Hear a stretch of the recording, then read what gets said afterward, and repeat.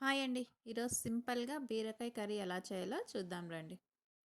ఒక పాన్ పెట్టుకునేసి అందులో 3 స్పూన్ల ఆయిల్ వేసుకుందాం అండి.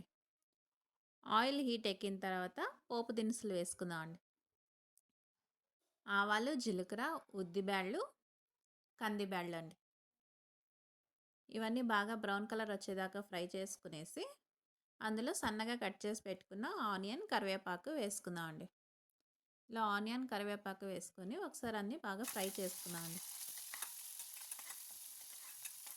ఇలా ఆనియన్ అంతా బాగా ఫ్రై అయిన తర్వాత 1 స్పూన్ అల్లం వెల్లుల్లి పేస్ట్ వేసుకుందాం అండి. అల్లం వెల్లుల్లి పేస్ట్ పచ్చివాసన పోయేదాకా ఫ్రై చేసుకుందాం.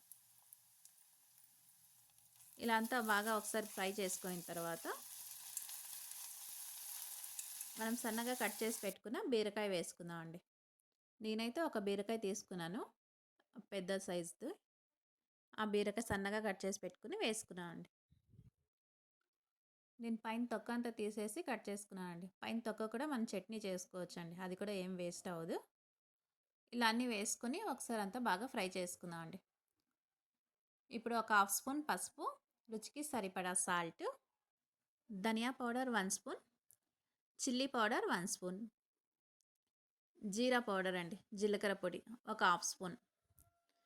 ఇలా అన్నీ వేసుకునేసి ఒకసారి అంతా బాగా ఫ్రై చేసుకుందాం.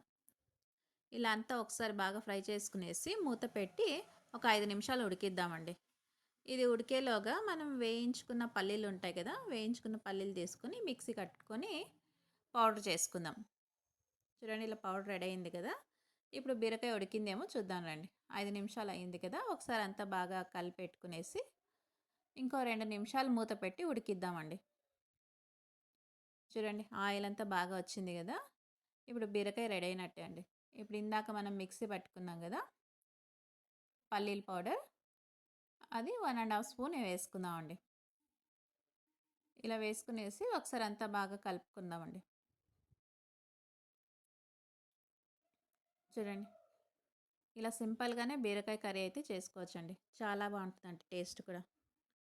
ఇప్పుడు ఒక సర్వింగ్ బౌల్‌లో తీసుకుందాం బీరకాయ కర్రీ. మీకు కూడా ఈ వీడియో లైక్ అవుతే లైక్ చేయండి, షేర్ చేయండి, కామెంట్స్ చేయండి, సబ్స్క్రిప్షన్ చేసుకోండి.